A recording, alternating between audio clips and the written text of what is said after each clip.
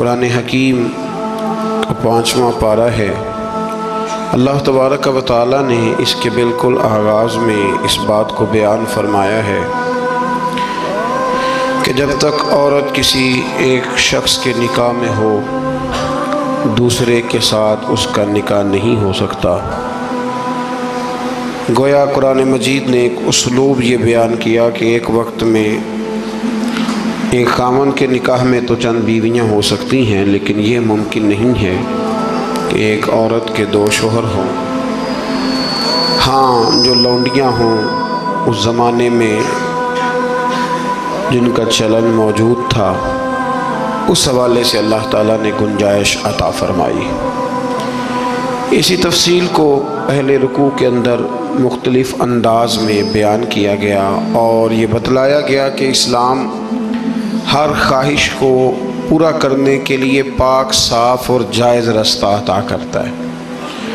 تو اس کے ماننے والوں کو یہ چاہیے کہ وہ کبھی بھی کوئی غیر فطری، غیر اخلاقی عمل نہ کرے، جس سے کہ یہ محسوس ہو کہ یہ وہ لوگ ہیں شاید جن کی تربیت نہیں کی گئی۔ اللہ تبارک و تعالیٰ نے بہت ساری باتیں ارشاد فرمانے کے بعد اسی پارے کی آیت نمبر 28 کے اندر ارشاد فرمایا کہ یرید اللہ ان یخفف عنکم، فرمایا اللہ تعالیٰ چاہتا ہے کہ تم پر پابندیوں کا بوجھ ہلکا کرے۔ اللہ کریم کی رضا یہ ہے کہ تمہیں آسان دین دیا جائے، آسان دین، پابندیوں کا بوجھ تم پر کیوں؟ اس لیے خود ہی بیان فرماتا ہے، فرمایا وَخُلِقَ الْإِنسَانُ ضَعِيفًا، اس لیے کہ ہم نے انسان کو کمزور پیدا کیا ہے۔ رب فرماتا ہے کہ میں نے جو کہ پیدا کیا ہے تو میں اس کی صلاحیتوں کو جانتا ہوں، تو میں اسے کوئی ایسی شریعت نہیں دوں گا، کوئی ایسا دین نہیں دوں گا، مسلمانوں تم پر کوئی ایسا بوجھ نہیں ڈالا جائے گا جو تم سے اٹھایا نہ جا سکے۔ اللہ تبارک و تعالیٰ نے جتنے بھی ہمیں احکام عطا کیے نا، وہ نماز پڑھنے سے لے کر جہاد کرنے تک، زکوٰۃ دینے سے لے کر حج کرنے تک، جتنے بھی احکامات دیے ہیں سارے ہی بندہ مومن کے لیے بڑے آسان ہیں، سارے بندہ مومن کے لیے بڑے آسان ہیں۔ اور جب انسان اس راستے پہ چلتا ہے تو پھر اللہ تبارک و تعالیٰ اس کی مدد فرماتا ہے، پھر اللہ اس کے لیے آسانیاں فرماتا ہے۔ آپ یہ غور فرمائیے کہ حج کے موقع پر بہت سارے لوگ یہ کہا کرتے کہ حج ایک مشقت کا کام ہے، ایک جد و جہد کا کام ہے، ایک خاص ہمت والا آدمی اس کام کو سر انجام دے گا۔ لیکن آپ نے یہ بھی بڑی باریکی سے ملاحظہ فرمایا ہوگا کہ بڑے ضعیف العمر لوگ حج کرنے جاتے ہیں، کمزور لوگ حج کرنے جاتے ہیں، لیکن ایسا کبھی نہیں ہوا کہ کوئی یہ کہے کہ حج کی مشقت کے راستے میں کسی کا انتقال ہو گیا۔ وہ جب بلاتا ہے تو پھر مدد بھی بڑی ہی فرماتا ہے، پھر کرم بھی بڑا ہی فرماتا ہے۔ اسلامی احکامات جتنے ہیں، یہ فہم و فراست کے قریب بات ہے، اس کو سمجھ لیں، جتنے بھی اسلامی احکامات ہیں وہ سارے اللہ تبارک و تعالیٰ نے عطا ہی تب کیے ہیں کہ جب رب جانتا ہے کہ یہ لوگ اس عمل کو کر گزریں گے۔ یہ رمضان شریف آتا ہے تو بہت سارے لوگ ایسے ہیں جو کہتے ہیں جی ہم مزدوری کرتے ہیں، غریب لوگ ہیں، ہمارے لیے بڑی دشواریاں ہیں، ہمیں جد و جہد کرنی پڑتی ہے، تو روزہ رکھنا ہمارے لیے بڑا دشوار ہے۔ تو کوئی بیچ میں سے ایسا رستہ نکل آئے کہ جس رستے سے ہم بچ جائیں، تو میں کہا کرتا ہوں کہ اتنی سخت مزدوری آج کا کوئی بندہ بھی نہیں کرتا جتنی عرب کے مزدور سخت مزدوری کیا کرتے تھے۔ کوئی پہاڑ نہیں توڑتا، کوئی آدمی ایسا نہیں ہے کہ جو چکی اس طرح سخت انداز میں پیستا ہو، کوئی بھی وہ کٹھن کام نہیں جو اہل عرب کرتے تھے۔ لیکن جناب بلال حبشی نے کبھی کوئی روزہ بھی نہیں چھوڑا۔ حضرت سلمان فارسی رضی اللہ تعالیٰ عنہ کی آپ ساری سیرہ مبارکہ پڑھ لیں، اپنے روزمرہ کے معاملات کے باوجود، ایک تو ہے رمضان المبارک، علاوہ رمضان کے بھی ان کی جو نفلی عبادات ہوتی تھی وہ بھی ایک بہت بڑا مقام رکھتی۔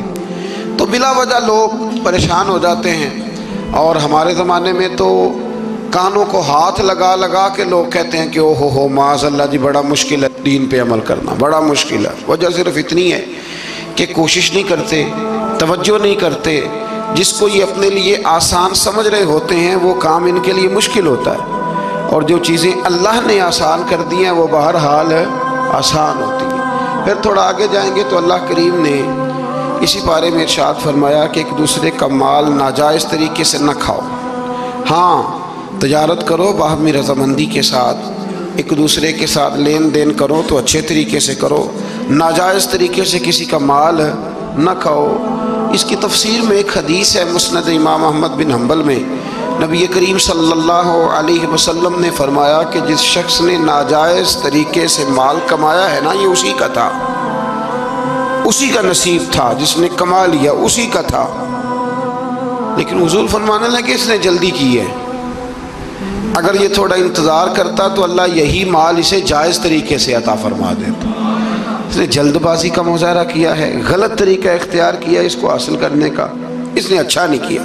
تو ناجائز طریقے سے مال، آپ اندازہ فرما لیں کہ دنیا میں کتنے ایسے لوگ ہیں، کتنے کہ جو کہتے ہیں کہ ہم زندہ بھی دوسروں کے مال پہ ہیں، ہمارے پاس جو بنیادی رقم ہے تجارت کرنے کے لیے وہ بھی لوگوں کی ہے۔ لوگ چاہتے ہیں کہ دوسروں کے مال پر وہ اپنا قد اونچا کریں، اللہ تبارک و تعالیٰ نے اس بات سے سختی کے ساتھ منع فرما دیا۔ آیت نمبر 31 کے اندر اللہ تبارک و تعالیٰ نے ارشاد فرمایا کہ بڑے گناہوں سے بچنا، کبیرہ گناہوں سے بچنا، جو چھوٹے گناہ ہوں گے وہ تو اللہ اپنے فضل سے معاف فرما دے گا، لیکن تم کبیرہ گناہوں سے بچنا۔ کبیرہ گناہ کون سے ہیں؟ قتل سے بچنا، بہتان ترازی سے، پاک باز لوگوں پر بہتان لگانا کبیرہ گناہ، کبیرہ گناہ، قتل کبیرہ گناہ ہے، اور بہتان ترازی حدیث صحیح میں موجود ہے۔ ہمیں بالکل نہیں پتہ ہوتا کہ سامنے والے کے معاملات کیا ہے، لیکن ہم بہتان لگا دیتے ہیں، اور شریعت کے اندر باقاعدہ اس کی حد رکھی گئی ہے، کوڑوں کی سزا رکھی گئی ہے۔ جب تک آپ کو تحقیق نہ ہو جائے، میرے نبی کریم علیہ السلام نے فرمایا کسی شخص کے جھوٹا ہونے کے لیے اتنا ہی کافی ہے کہ سنی سنائی بات آگے بیان کر دیتا ہے، یہ جھوٹا ہے، اس کو چاہیے تھا اس کی تحقیق کرتا۔ اسی طریقے سے یتیم کا مال کھا جانا، یہ رمضان شریف آئے گا تو بڑے سارے لوگ چندہ لینے کے لیے میدانوں میں نکلیں گے، بڑے سارے لوگ یتیموں کا نام لیں گے، بیماروں کا نام لیں گے، کمزوروں کا نام لیں گے، مدارس کا نام لیں گے۔ اللہ سے ڈرنا چاہیے۔ اللہ کریم نے جو میرے اور میرے بچوں کے حصے میں رکھا ہے وہ کوئی دوسرا چھین سکتا نہیں، لیکن انداز غلط اختیار کرنا، اس سے انسان کا نقصان ہوتا ہے۔ کبیرہ گناہوں میں اس کو رکھا گیا۔ اسی طرح زنا کرنا، میدان جہاد سے بھاگ جانا، والدین کی نافرمانی کرنا، یہ سب کبیرہ گناہ ہے۔ اور اللہ کریم نے آیہ مقدسہ میں ارشاد فرمایا کہ تم کبیرہ گناہوں سے بچ جانا، صغیرہ اللہ اپنے فضل سے معاف کر دے گا۔ صغیرہ گناہ کیسے معاف ہوتے ہیں؟ نبی کریم علیہ السلام نے فرمایا تم فرض نماز کے بعد نا 33 بار سبحان اللہ پڑھو، 33 بار الحمدللہ، اور 34 بار اللہ اکبر پڑھو۔ یا رسول اللہ کیا ملے گا؟ فرمایا تمہارے گناہ اگر سمندر کی جھاگ کے برابر بھی ہوئے تو اللہ اپنے فضل سے معاف فرما دے گا۔ اور فرمایا نماز تسبیح زندگی میں ایک دفعہ پڑھ لینا، اگر تمہارے گناہ سمندر کی جھاگ کے برابر ہوئے تو اللہ معاف فرما دے گا۔ بہت سارے ایسے وظائف، بہت سارے ایسے اعمال، لیکن ان سے صغیرہ گناہ معاف ہوتے ہیں، کبیرہ گناہ ان سے معاف نہیں ہوتے۔ تھوڑا سا آگے چلیں گے تو اللہ تبارک و تعالیٰ نے حکم دیا ہے کہ اللہ کی عبادت کرو، لیکن فقط عبادت کر کے اپنے آپ کو مطمئن نہ کرو، بلکہ اس کے ساتھ حقوق بھی ادا کرو۔ وَاعْبُدُوا اللَّهَ وَلَا تُشْرِكُوا بِهِ شَيْئًا، اللہ کی عبادت کرو اور اس کے ساتھ کسی کو شریک نہ ٹھہراؤ، اور اس سے آگے بھی بڑھو۔ وَبِالْوَالِدَيْنِ إِحْسَانًا، اپنے والدین کے ساتھ احسان کرو۔ یہاں مفسرین نے بیان کیا کہ یہ نہیں کہا گیا کہ والدین پر احسان کرو، والدین کے ساتھ احسان کرو، ان کے ساتھ اچھا رویہ اختیار کرو۔ حضرت قاضی صاحب رحمۃ اللہ نے یہاں ایک جملہ لکھا ہے، بڑا ہی دل کرتا ہے میرا کہ وہ جملہ کہہ دوں۔ قاضی صاحب فرمایا کرتے کہ نیکی کا بدلہ نیکی، یہ جزا فرماتے ہیں۔ جو احسان ہوتا ہے نا، یہ سامنے والے نے جتنی نیکی کی ہو اس سے بڑھ کر اس کے ساتھ کرنے کو احسان کہتے ہیں تو آپ فرماتے ہیں کہ اگر اماں تیرے لیے ایک رات بیدار رہی ہے تو کوشش کر تو 2 راتیں رہا کر، اور اگر والد نے اپنی زندگی کے 30 سال تجھے دیے ہیں تو دعا کر کہ کم از کم تو 35 سال اللہ تجھے توفیق دے تو ان کی خدمت کرے۔ پھر آگے ارشاد فرمایا کہ وَبِذِي الْقُرْبَى وَالْيَتَامَى وَالْمَسَاكِينِ وَالْجَارِ ذِي الْقُرْبَى وَالْجَارِ الْجُنُبِ وَالصَّاحِبِ بِالْجَنبِ وَابْنِ السَّبِيلِ۔ فرمایا یہ ایک لسٹ ہے، ان سب کے ساتھ اچھا سلوک کرو، والدین کے ساتھ بھی، قریبی رشتہ داروں کے ساتھ بھی، یتیموں کے ساتھ بھی، مسکینوں کے ساتھ بھی، پڑوسیوں کے ساتھ بھی، اور وہ پڑوسی جو رشتہ دار ہوں اور وہ پڑوسی جو رشتہ دار نہ بھی ہوں، اور وہ جو تمہارے مجلس کے ساتھی ہیں، کلاس فیلو ہیں، دفتر کے ساتھ رہنے والے ہیں، دوست ہیں، کلیگ ہیں، ان کے ساتھ بھی اچھا سلوک کرو، اور مسافروں کے ساتھ بھی اچھا سلوک کرو۔ وما ملکت ایمانکم، اور وہ جو تمہارے قبضے میں ہیں، تمہارے داہنے ہاتھ جن کے مالک ہوئے، یعنی جو تمہارے ملازم ہیں، جو تمہارے غلام ہیں، ان کے ساتھ بھی سلوک۔ اور ہمارا سارا جو غصہ ہے وہ نکلتا ہی ملازموں پہ، سارا غصہ ملازموں پہ نکلتا ہے۔ خدا نہ کرے وہ ایسا وقت آئے، ورنہ لوگ کیا کرتے ہیں کہ جو غصہ کسی اور کا ہوتا ہے وہ بھی جانے کس عمر میں جائے گی یہ عادت میری، روٹھنا اس سے تو غیروں سے الجھتے پھرنا، یعنی غصہ کسی اور کا اور نکل۔ حضرت صدر الشریعہ رحمۃ اللہ علیہ صاحب بہار شریعت فرمایا کرتے تھے کہ جو ٹیچر ہے نا پڑھاتا ہے، اور جب غصے کی حالت میں ہو تو کلاس میں نہ آیا کرے، ایسا نہ ہو کہ بیگم صاحبہ کا غصہ بھی بچوں پہ نکال کے چلا جائے، وہ کلاس میں نہ آئے۔ وہ جب اپنے مزاج کو معتدل پائے تو پھر وہ کلاس میں آئے۔ اللہ تبارک و تعالیٰ نے اس آیت میں وہ سارا چارٹر دیا، وہ لسٹ دی، یہ وہ سارے لوگ ہیں جن کے ساتھ تم نے اچھا سلوک کرنا ہے۔ اور آخر میں فرمایا ان اللہ لا يحب من کان مختالا فخورا، فرمایا اللہ تعالیٰ پسند نہیں کرتا اس شخص کو جو مغرور بھی ہو، فخر کرنے والا بھی ہو، متکبر ہو، ایسے لوگوں کو اللہ مختالا فخورا، اللہ اس آدمی کو جو متکبر ہے، جو اتراتا ہے، اس کو اللہ پسند نہیں کرتا۔ تو پیچھے حقوق کا بیان تھا، تو آخر میں فرمایا کہ تکبر کرنے والے اللہ کو پسند، اس کا مطلب ہے حقوق وہ بندہ عطا نہیں کرتا جو متکبر ہوتا ہے، جس میں عاجزی ہوتی ہے نا، وہ ماں باپ کے حق میں بھی اچھا ہوتا ہے، وہ رشتہ داروں کے حق میں بھی، مسکینوں کے حق میں بھی، کلاس فیلو کے حق میں بھی، یہ اللہ کریم نے بیان کر دیا۔ فرمایا جو متکبر ہوتا ہے وہ کسی کے حق میں بھی اچھا نہیں ہے۔ آخر میں تکبر کا ذکر کرنے کا معنی یہ ہے کہ وہ بندہ اگر عاجزی والا ہو تو پھر وہ سارے حقوق صحیح طور پر ادا کر لے گا۔ تھوڑا سا آگے بڑھ کے اسی بارے میں اللہ تبارک و تعالیٰ نے بخل کی، کنجوسی کی مذمت فرمائی۔ فرمایا کچھ لوگ ایسے ہیں جو بخل کرتے ہیں اور دوسروں کو بھی بخل کرنے کا حکم دیتے ہیں، اور جو اللہ نے انہیں اپنے فضل سے دیا اس کو چھپاتے ہیں۔ یہ آیت نمبر 37 ہے۔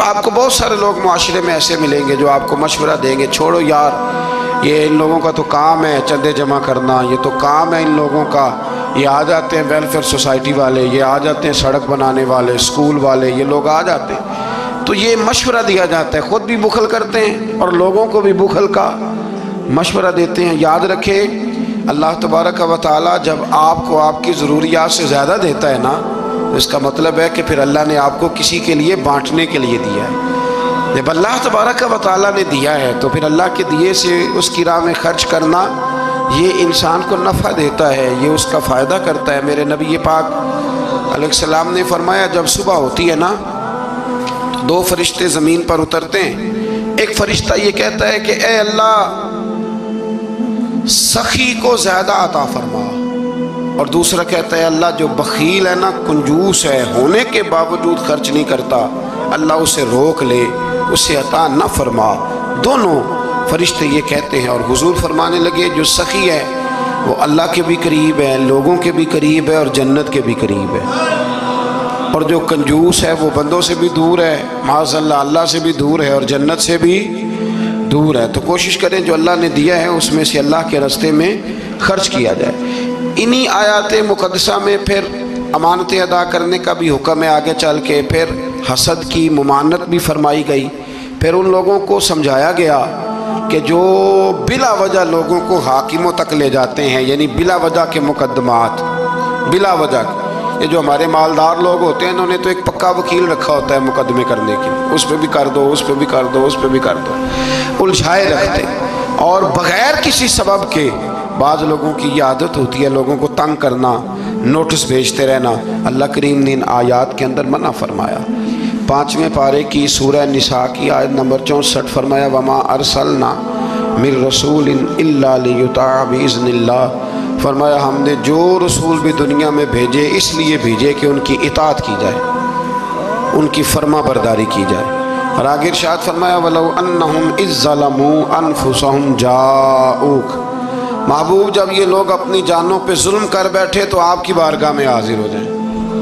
وَلَوْ أَنَّهُمْ إِذ ظَّلَمُوا أَنفُسَهُمْ جَاءُوكَ، محبوب جب یہ اپنی جانوں پہ ظلم کریں تو آپ کی بارگاہ میں حاضر ہو جائیں۔ ظلم سے مراد جب گناہ کر بیٹھیں پھر کیا کریں؟ فَاسْتَغْفَرُ اللَّهَ، اللہ سے معافی مانگیں، وَاسْتَغْفَرَ لَهُمُ الرَّسُولُ، اور رسول بھی ان کی سفارش کر دیں، لَوَجَدُوا اللَّهَ تَوَّابًا رَحِيمًا، تو یہ ضرور اللہ کو توبہ قبول کرنے والا اور رحم کرنے والا پائیں گے۔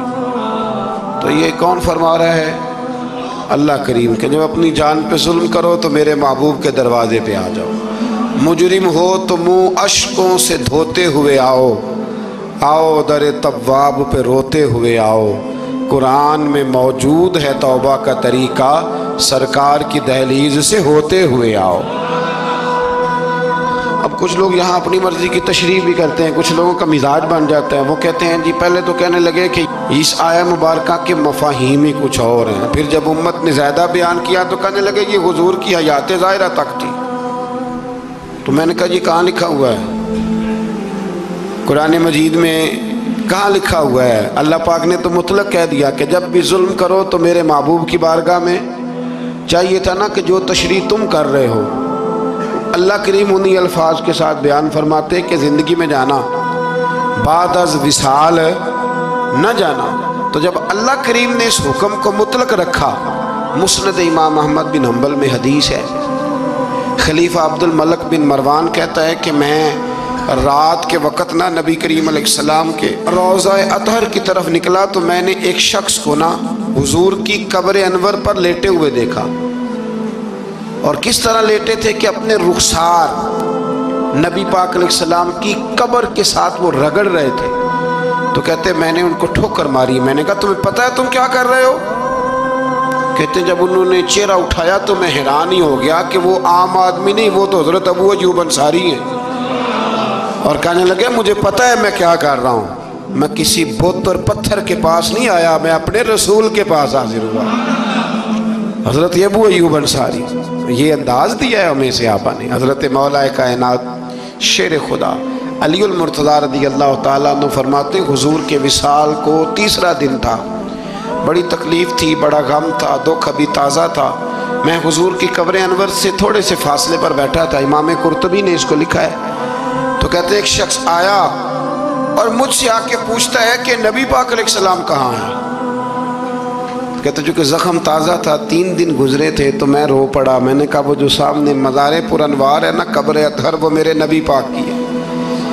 تو کہتے ہیں وہ حضور کی بارگاہ میں آیا اور اس نے مٹی اٹھا کے اپنے سر پہ ڈالی، عرض کرنے لگا یا رسول اللہ صلی اللہ علیہ وسلم، رب فرماتا ہے ظلم کر لو تو میرے محبوب کی بارگاہ میں آؤ، تو میں تو آ گیا ہوں، مجھ سے غلطی ہو گئی، بھول گیا تھا حضور، میں آ گیا ہوں تو آپ نے پردہ کر لیا، میں کدھر جاؤں؟ حضرت علی فرماتے ہیں وہ اس درد سے رویا کہ میں بھی رو پڑا۔ آپ فرماتے ہیں مجھے اللہ کی عزت کی قسم میں نے اپنے کانوں سے سنا حضور کی قبر انور کے اندر سے آواز آئی، او اعرابی چلا جا، اللہ نے تیرے سارے گناہ معاف فرما دیے۔ مجرم ہو تو منہ اشکوں سے دھوتے ہوئے آؤ، آؤ در تواب پہ روتے ہوئے آؤ۔ قرآن میں مذکور ہے توبہ کا طریقہ، پر سرکار کی دہلیز سے ہوتے ہوئے آؤ۔ اور پھر بالکل متصل اس سے آگے فرمایا فلا وربک لا یؤمنون حتی یحکموک فیما شجر بینہم۔ کیا انداز ہے، اور اس انداز کی یہ قرآن مجید میں شاید انفرادی آیت ہو۔ فرمایا محبوب مجھے تیرے رب کی قسم، عجیب انداز ہے نا قسم اٹھانے کا، اے محبوب مجھے تیرے رب کی قسم۔ یہ انوکھا انداز ہے قرآن مجید کا۔ فرمایا محبوب مجھے تیرے رب کی قسم یہ لوگ اتنی دیر تک مومن نہیں ہو سکتے جب تک اپنی ہر بات میں تیرا فیصلہ قبول نہیں کر لیتے۔ بڑا معروف واقعہ ہے لیکن یہاں اس کا ذکر کرنا بھی بڑا ہی ضروری ہے۔ ایمان اور عقیدے کے لحاظ سے وہ اتنا زرخیز واقعہ ہے، اتنی خوبصورت ٹھنڈک ہے کہ جو دل کو، آنکھوں کو، کلیجے کو سکون دیتا ہے۔ ایک منافق کا اور ایک یہودی کا جھگڑا ہو گیا۔ وہ جو منافق تھا نا وہ کلمہ پڑھتا تھا، منافق کہتے ہیں اس کو ہیں جو اپنی زبان سے کلمہ پڑھے اور اندر اس نے نفاق چھپایا، وہ دونوں کا جھگڑا ہو گیا۔ نبی کریم علیہ السلام کی بارگاہ میں حاضر ہوئے تو حضور نے فیصلہ یہودی کے حق میں دیا، کلمہ گو کے حق میں نہیں دیا، اس منافق کے حق میں۔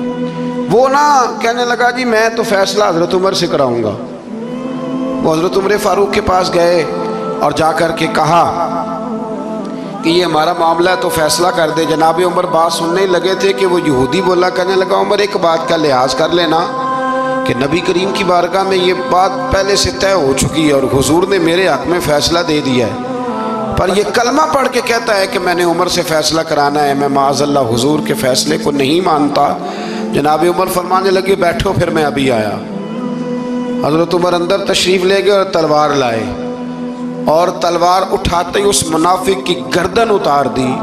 فرمایا جو میرے نبی کا فیصلہ نہ مانے عمر کی تلوار اس کا فیصلہ کر دیا کرتی ہے۔ شور ہو گیا جیسے آج لوگ شور کرتے ہیں، کلمہ گو کو ایسے کہہ دیا، کلمہ گو کو یہ، وہاں بھی شور ہو گیا کہ وہ کلمہ گو مار دیا جی عمر نے، کلمہ پڑھنے والا مار دیا، کلمہ پڑھنے والا مار دیا، مسلمان مار دیا، وہ تو کلمہ پڑھتا تھا۔ جب بہت شور ہوا تو اللہ تعالیٰ نے قرآن مجید کی یہ آیت نازل فرمائی، فرمایا محبوب کون سا کلمہ اور کون سا اس کا ایمان؟ ایمان تو تب مکمل ہوگا جب تیرے فیصلے قبول کرے گا۔ کلمہ پڑھنے سے تھوڑی ایمان مکمل ہوگا، جب تک تیرا فیصلہ ہی قبول نہیں کرتے۔ تو جس کا رب ہی ایمان قبول نہ کرے، لوگوں کو کیا ضرورت ہے شور کرنے کی کہ بڑا ایمان والا ہے؟ اللہ ہی جس کا ایمان قبول نہ کرے۔ تو میرے عزیز دوستو، اللہ تبارک و تعالیٰ نے آگے چل کے پھر اس گروہ کا ذکر بھی اسی سورہ مبارکہ میں اور اسی پارے میں بیان فرمایا جس گروہ کے رستے پر چلنے کی ہم ہر نماز میں دعا مانگتے ہیں، انعم اللہ علیہم من النبیین والصدیقین والشہداء والصالحین۔ فرمایا وہ جو تم ہر نماز میں کہتے ہو نا صراط الذین انعمت علیہم، تو انعام یافتہ لوگ اس سورہ مبارکہ نے آیت نمبر 69 میں بیان کیے۔ فرمایا وہ انبیاء ہیں، صدیقین ہیں، شہداء ہیں، صالحین ہیں، اور انداز دیکھیے کتنا شاندار ہے قرآن کا۔ فرمایا وَحَسُنَ أُولَئِكَ رَفِيقًا، فرمایا یہ کتنے اچھے ساتھی ہیں، وَحَسُنَ کتنے حسین دوست ہیں، ان سے دوستی کرو، ان سے دوستی، یہ بڑے حسین لوگ ہیں، بڑے حسین انبیاء، صدیقین، شہداء اور صالحین۔ تو اللہ تبارک و تعالیٰ نے پھر طاغوت کے رستے پر چلنے سے منع فرمایا اور اپنے رستے پر چلنے کا حکم دیا۔ ایک آیہ کریمہ اور پڑھتا ہوں اور بات کو سمیٹتے ہیں۔ اسی قرآن مجید کی سورہ نساء میں اسی پارے میں آیت نمبر 82 میں اللہ کریم نے قرآن کی، اسلام کی اور دین کی ایک اور صداقت کو بیان کیا۔ فرمایا افلا یتدبرون القرآن، کیا یہ لوگ قرآن میں غور نہیں کرتے، تدبر نہیں کرتے، توجہ نہیں کرتے قرآن میں؟ فرمایا وَلَوْ كَانَ مِنْ عِنْدِ غَيْرِ اللَّهِ، اگر یہ اللہ کے علاوہ کسی اور کی طرف سے ہوتا لَوَجَدُوا فِيهِ اختلافاً كَثِيرًا، تو یہ اس میں بڑا سخت اختلاف پاتے ہیں، یہ اس میں پاتے کہ بہت ساری جگہوں پہ متضاد باتیں ہیں، کہیں کچھ کہا جا رہا ہے اور کہیں کچھ کہا جا رہا ہے۔ قرآن مجید ایک دم نہیں آیا، جو کتاب ایک دم لکھی جاتی ہے نا اس میں اختلاف نہیں ہوتا، 23 سالوں میں آیا ہے۔ لیکن جو بات پہلے دن بیان ہو رہی تھی غار حرا میں، آخری دن حجت الوداع میں بھی وہی بات بیان ہو رہی ہے، تو سمجھ لیں کہ جب 23 سالوں کے اندر ایک جملے کا، ایک فکرے کا تضاد قرآن میں نہیں آیا تو پھر یہ کسی غیر کا کلام نہیں، یہ اللہ ہی کا کلام ہے۔ تو قرآن مجید میں الحمد سے لے کر والناس تک کسی بات میں کوئی تضاد نہیں۔ آج بھی کئی کتابیں بڑے بڑے زبردست لوگ لکھتے ہیں، بڑے بڑے اچھے ادیب لکھتے ہیں، بڑے بہترین صاف ستھرے قلم والے لوگ جن کو شستہ لکھنا آتا ہے، صاف ستھرا لکھتے ہیں، شعر و شاعری سے ان کا اچھا شغف ہوتا ہے، لیکن ان کے نظریے کی کئی دفعہ سمجھ نہیں آتی۔ پہلے صفحے پہ کچھ اور کہہ رہے ہوتے ہیں، بیچ میں جا کے وہ لفظوں کا ہیر پھیر تو ٹھیک ہوتا ہے، لیکن جملوں کی کوئی ترتیب نہیں ہوتی۔ بڑے بڑے عمدہ لوگ آپ کو ملیں گے کہ ان کی باتوں میں تضاد ہوتا ہے، گفتگو کے اندر بہت ساری چیزیں آپ کو ایسی مل جاتی ہیں، کیونکہ کمزور ہے نا، انسان ہے، انسان کبھی کچھ کہتا ہے اور کبھی کچھ کہتا ہے۔ اس لیے انسان کی اور رب کریم کی تخلیق اور گفتگو میں بڑا فرق ہے۔ حضرت حکیم الامت مفتی احمد یار خان صاحب نعیمی رحمۃ اللہ علیہ نے یہاں ایک بات بڑی شاندار بیان فرمائی۔ آپ فرماتے ہیں کہ انسان نے ٹرین تو بنا لی ہے پر کوئی انسان چیونٹی نہیں بنا سکا۔ ٹرین بڑی ہوتی ہے نا، بلکہ بہت بڑی ہوتی ہے، اور چیونٹی اس کے مقابلے میں چھوٹی ہوتی ہے۔ تو فرماتے ہیں کہ ٹرین بنا لی ہے پر آج تک کوئی بندہ چیونٹی، فرمانے لگے بڑے بڑے اس نے بلب بنا لیے، لائٹیں بنا لی، بڑا کچھ کر لیا، پر جگنو بنا سکا؟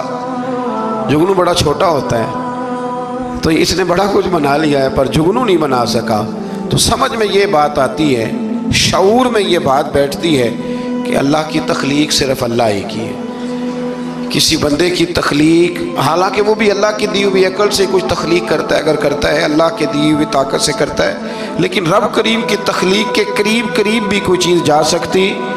تو اگر ہمیں بندوں کا کلام بڑا فائدہ دیتا ہے، حضرت میاں محمد بخش صاحب رحمۃ اللہ علیہ کا کلام پڑھا جائے، چونکہ ہمیں سمجھ آتی ہے تو اس کا سحر طاری ہو جاتا ہے۔ اسی طریقے سے اگر کوئی اچھا باعمل عالم گفتگو کرے تو دل پہ بات اثر کرتی ہے، اور میرے رسول کریم اگر کلام فرمائیں تو حضرت انس بن مالک فرماتے ہیں حضور گفتگو کرتے تھے قیامت کے بارے میں تو لگتا تھا اٹھ کے باہر جائیں گے تو قیامت آ جائے گی۔ تو یہ ساری باتیں اگر اثر رکھتی ہیں تو پھر بتائیے اللہ کا قرآن کتنا اثر رکھتا ہے۔ اس میں تدبر کریں، اس میں غور کریں، اس میں فکر کریں، تو انشاءاللہ اللہ تبارک و تعالیٰ بہت سارے راستے آسان کرے گا۔ اللہ سمجھنے کی توفیق عطا فرمائے۔